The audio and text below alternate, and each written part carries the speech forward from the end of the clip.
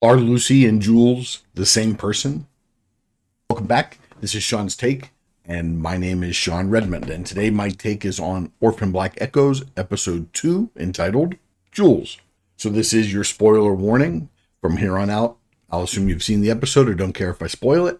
I'll also use clips from the show as is allowed under the fair use provision of the copyright laws of 1976.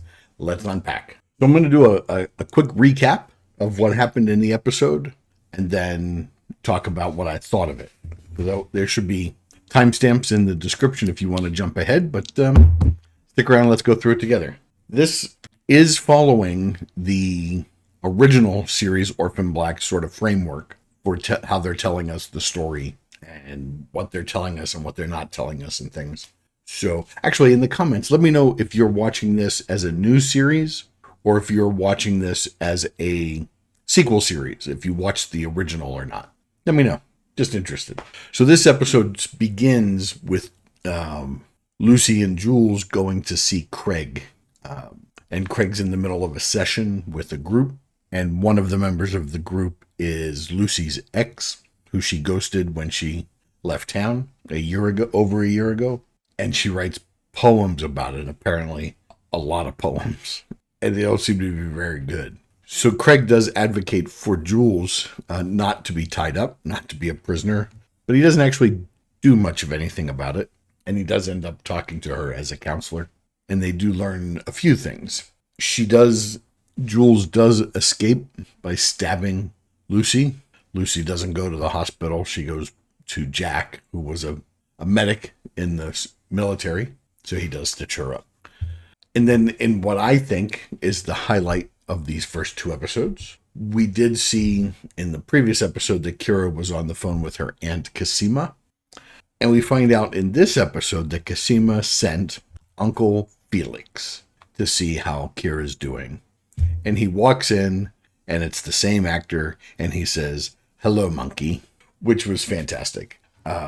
This actor, Jordan Gavaris, I think is how you pronounce his last name. I've never heard anybody say it. I've only read it. But Jordan Gavaris played Felix in Orphan Black in 2013, and he was a struggling artist. And now he's back in 2052, I guess we're taking place in, and he's a successful artist, opening a new show. The only trouble with Jordan showing up is, the actor's only 34 years old, and they're trying to get him to play something around, 60, maybe more. I hope more. But it's not very good old age makeup. But I feel like it does open the possibility of somewhere along this story to youthen him, perhaps. But bad makeup aside, it's nice to have Felix back.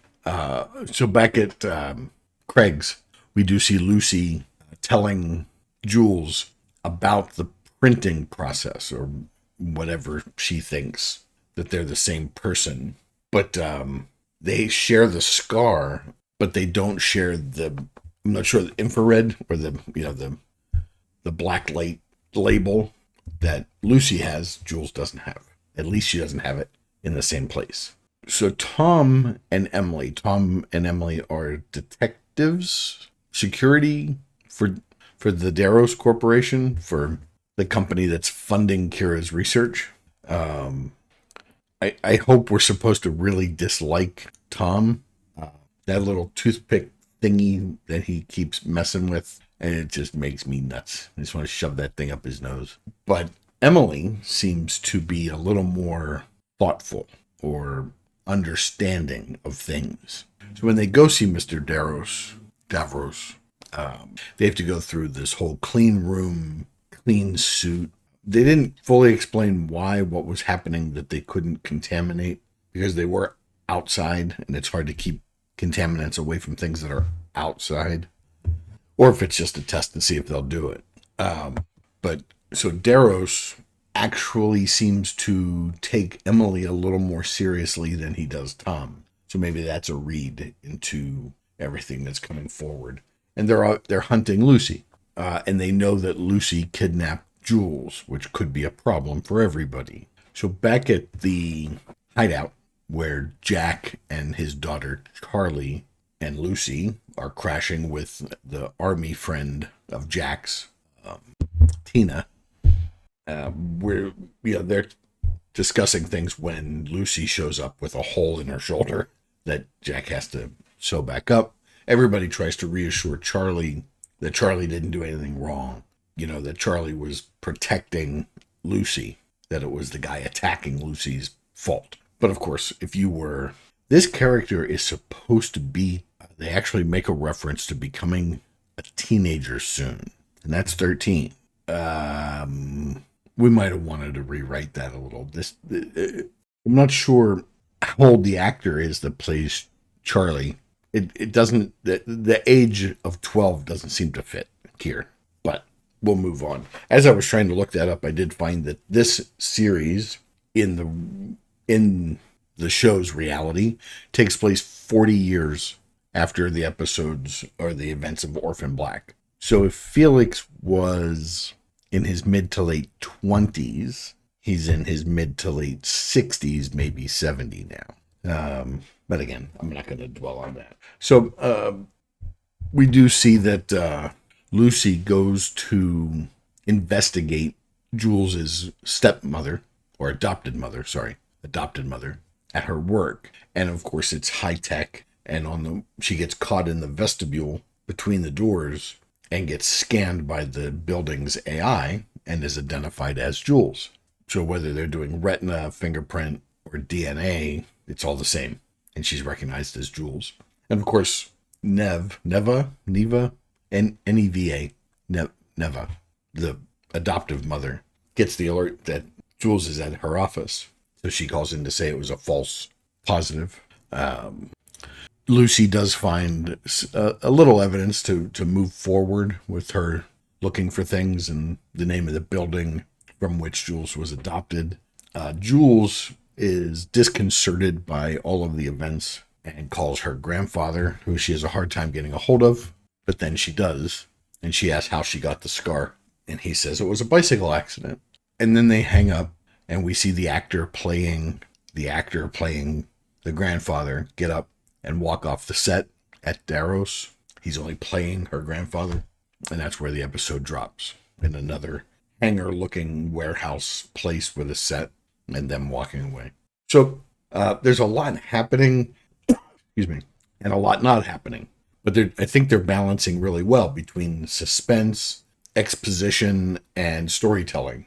Hey, if you're liking this episode and you're watching others, think about subscribing, but at least give me a like so I know that you're liking it. Okay, thumbs up, subscribe. One of the things I think this show's going to have to do is soften Lucy. So Kristen Ritter, who's playing Lucy, also played Jessica Jones. And Jessica Jones had a lot of the personality traits that Lucy has, in that she's overconfident. She is borderline arrogant. But in Jessica Jones, it was all sort of tempered, and she was relatable. Lucy is so far not very likable, and that's a problem for a lead in a show. It does seem like we could like Jules more, but we'll see how that goes. I do love that Felix turned up, that we went to a club to buy Coke. I'm not sure why Coke would be the stimulus to not reject a 3D printed organ, but okay. Oh yeah, we haven't talked about that. So what Kira thinks she's doing is creating 3D printed limbs and organs for people that need them. And then they went so far as possibly to print a replacement body, perhaps. But what we don't know is where they got the original. Now, it's not lost on me that we call her Lucy, and she seems to be the oldest, at least so far. And, that's what we called in real life, we called the oldest skeleton of a human we've ever found. We refer to her as Lucy. She's the first. And maybe Lucy is the first in this show. I do have a little bit of a problem that Kira would have grown up to print a human after going through everything she went through with her mom and her aunts, as they were all sisters, and the cloning experience and the damage that it did. And they even mentioned the damage that it did when she was talking to Felix. So maybe we'll find out why she's doing that. and how the clones that were going to drop dead at the end of the Orphan Black series, how they're still alive 40 years later. I know they didn't all survive the original series. So we have, I think we're going to have Jules on Lucy's side. I don't know what's going to happen with Jack and Charlie. Charlie seems to be a wild card. Jack seems to be what he seems to be.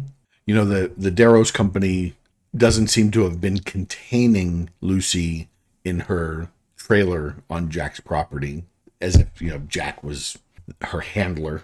They seem genuinely not able to find her. So I think Jack and Charlie are what they are presented as. You know, Lucy's boyfriend and his daughter, or child.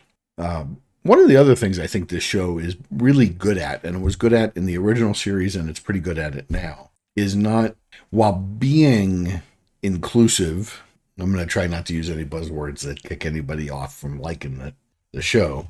You know, there are gender fluid people in this show. There are same-sex oriented people of both sides in this show. And then there's characters that we don't know what their story is.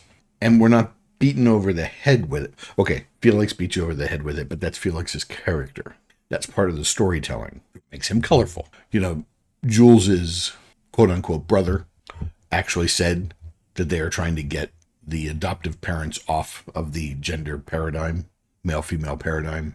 I don't know about Jack's army friend, Tina. Seems like there might be a story there. And, wait, is that Tina? And the investigator. Seems like they may be, have a story. But it's not in the way of the story. It's not in... some of the characters just are.